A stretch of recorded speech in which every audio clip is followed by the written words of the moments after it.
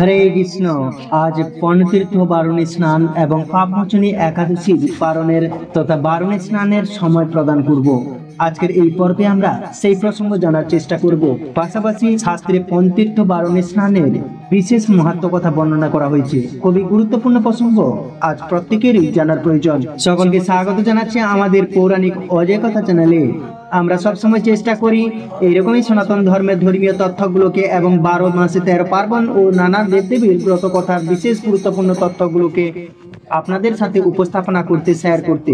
তাই আসুন আগামী কিছুক্ষণ সময় ধৈর্য ধরে আজকের এই পণতীর্থ বারুণী স্নান তথা পাপমোচনী একাদশীর বিশেষ গুরুত্বপূর্ণ তথ্যগুলো জেনে নিই। আশা করছি সমৃদ্ধ লাভ করবেন। ভালো লাগলে অবশ্যই একটি লাইক করে কমেন্টে ভগবান শ্রীকৃষ্ণের নামটি অথবা লক্ষ্মীনারায়ণের নামটি একবার হলেও লিখে যাবার অনুরোধ জানাচ্ছি। পণতীর্থ বারুণী স্নান।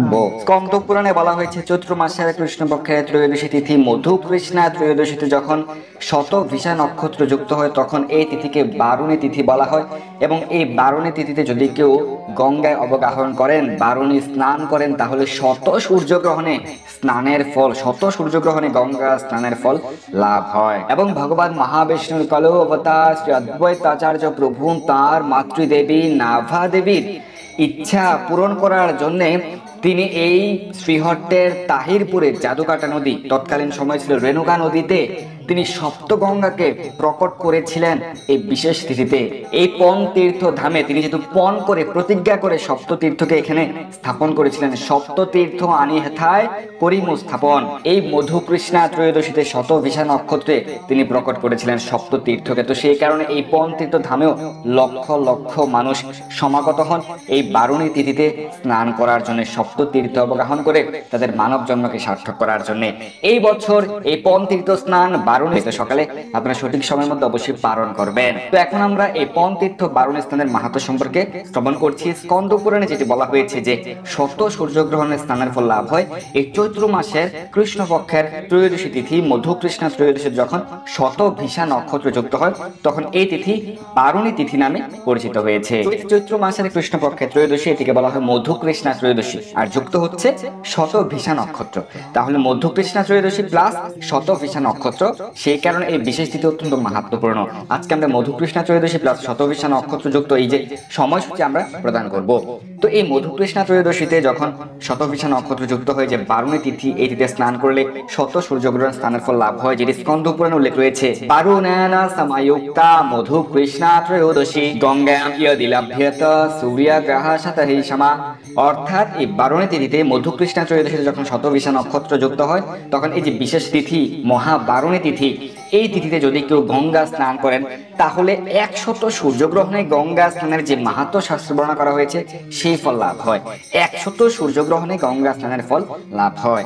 তো এই বিশেষ তিথি হতে যাচ্ছে এই বছর 27 মার্চ।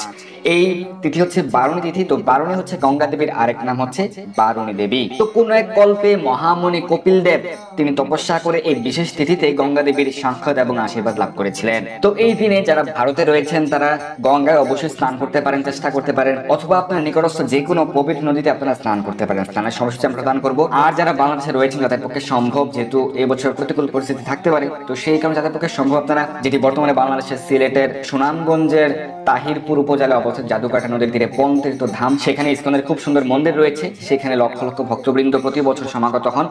তো সেখানে আপনারা যুক্ত হতে পারেন। আর যাদের পক্ষে সম্ভব নয় আপনারা নিকটস্থ পবিত্র নদীতে স্নান করতে পারেন, বাড়িতে 3 বার গঙ্গা গঙ্গা গঙ্গা উচ্চারণ করে স্নান করতে পারেন।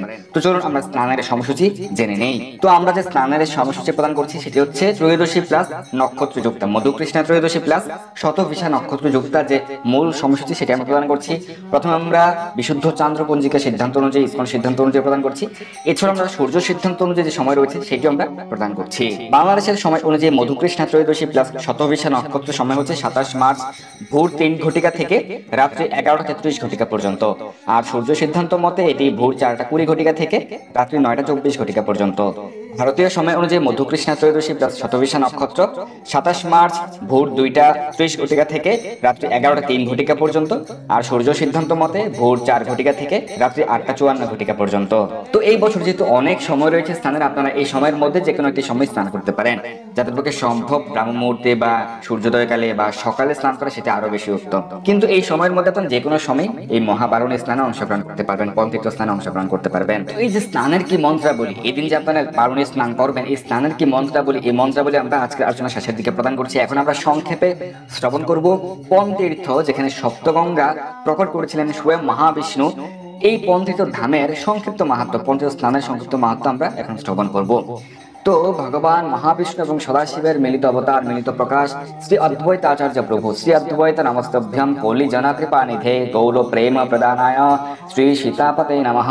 শ্রী অদ্বৈত আচার্য প্রভুর আবির্ভাব স্থান হচ্ছে এই পঞ্চতীর্থ ধাম, যেটি শ্রীহট্টের তাহিরপুর উপজেলায় অবস্থিত। এখন বর্তমানে পঞ্চতীর্থ ধাম রয়েছে সেখানে। তো এখন জাদুকাটা নদীর তীরে অবস্থিত। পূর্বে এই নদীর নাম ছিল রেণুকা নদী। তো শ্রী অদ্বৈত আচার্য প্রভুর আবির্ভাব স্থান। তো শ্রী অদ্বৈত আচার্য প্রভু তিনি যখন আবির্ভূত হয়েছিলেন তখন তার পিতৃদেব এবং মাতৃদেবী কিন্তু অনেকটাই বৃদ্ধ অবস্থায় ছিলেন। তারা বৃদ্ধ অবস্থায় এই পুত্র রত্ন লাভ করেছিলেন। তো শ্রীমন মহাপ্রভুর পরম পার্ষদ এই অদ্বৈত আচার্য প্রভু, তো তিনি যখন এই পঞ্চতীর্থ ধামে তার বাল্যলীলার ঘটনা, তার বয়স তখন ছিল 8 বছর, তার কিন্তু বাল্য নাম ছিল কমলাক্ষ। তো কমলাক্ষকে নিয়ে তার মাতৃদেবী নাভা দেবী যখন রাত্রে তিনি শয়ন করেছিলেন, প্রায় শেষ রাত্রে তিনি স্বপ্ন যুগে দেখলেন, রাতের শেষ প্রহরে তিনি বিস্ময়কর স্বপ্ন দেখলেন যে তিনি গঙ্গা স্নান করছেন এবং তার ক্রোড়স্থ যে শিশু, তার যে সন্তান, সেটি হচ্ছে শঙ্খ চক্র গদা পদ্মধারী মহাবিষ্ণু। এবং তার এই সন্তান শঙ্খ চক্র গদা পদ্মধারী মহাবিষ্ণুর আলোকে চারদিকে উদ্ভাসিত হয়েছে, তার দিব্য জ্যোতিতে চারদিকে উদ্ভাসিত হয়েছে। এবং তিনি তার এই সন্তানের নিকট পাদুদক চরণামৃত প্রার্থনা করছেন।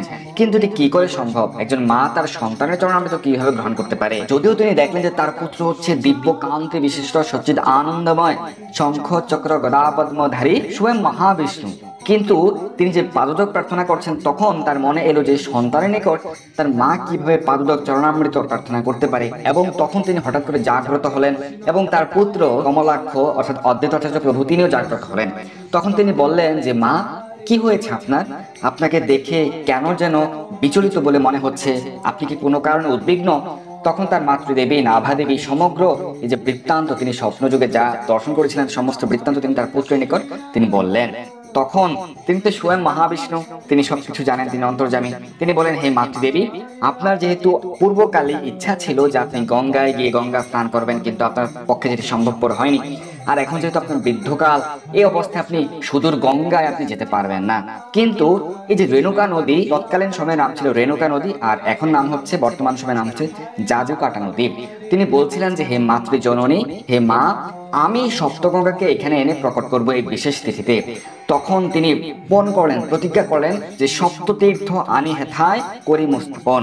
আমি গঙ্গা, যমুনা, গোদাবরী, সরস্বতী, নর্মদা, সিন্ধু, কাবেরী, যে সপ্তগঙ্গাকে আমি এখানে এনে প্রকট করবো। হে মাতৃদেবী, আপনি এখানে স্নান সম্পন্ন করতে পারবেন। এবং তিনি এই বিশেষ তিথিতে, এই চৈত্র মাসের কৃষ্ণপক্ষের ত্রয়োদশী তিথি মধুকৃষ্ণা ত্রয়োদশীতে যখন শতভিষা নক্ষত্র যুক্ত হয়, এই বিশেষ মহাবারণী তিথিতে তিনি সপ্তগঙ্গাকে তিনি প্রকট করেছিলেন। তিনি সপ্তগঙ্গা সপ্ততীর্থকে উদাত্ত আহ্বান করে, তিনি যেহেতু মহাবিষ্ণু, তার আহ্বানে সাড়া দিয়ে সপ্তগঙ্গা এই রেণুকা নদীতে প্রকটিত হয়েছিলেন। এবং রেণুকা নদীর আকার তখন বৃদ্ধি প্রাপ্ত হয়েছিল এবং তার মাতৃদেবী নাভা দেবী সেখানে স্নান করেছিলেন, অবগাহন করেছিলেন। তো শ্রী অদ্বৈত আচার্য প্রভু তিনি অত্যন্ত কৃপা পরায়ণ।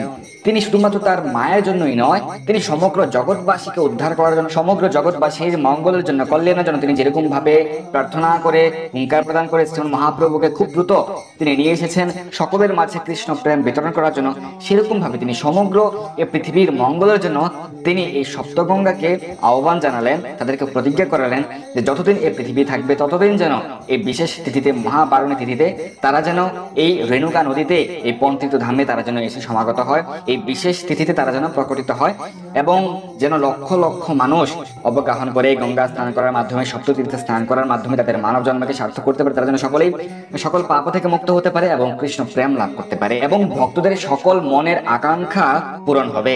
এবং সেই থেকে আজও অবধি অন্যান্য সময় কিন্তু এই যে বর্তমান জাদুকাটা নদী, এটির জল কিন্তু প্রায় হাঁটু সমান থাকে, খুব কম থাকে, কিন্তু এই বিশেষ তিথি আসলে, এই বিশেষ তিথি নক্ষত্র যখন যুক্ত হয় তখন দেখা যায় যে জলরাশি অনেক বৃদ্ধি প্রাপ্ত হয়েছে।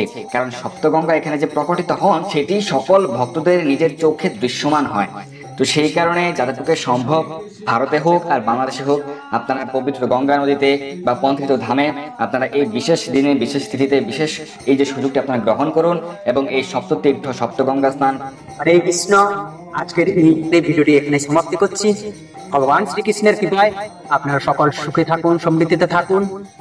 হরে কৃষ্ণ, হরি বল, জয় নিতাই, রাধে রাধে।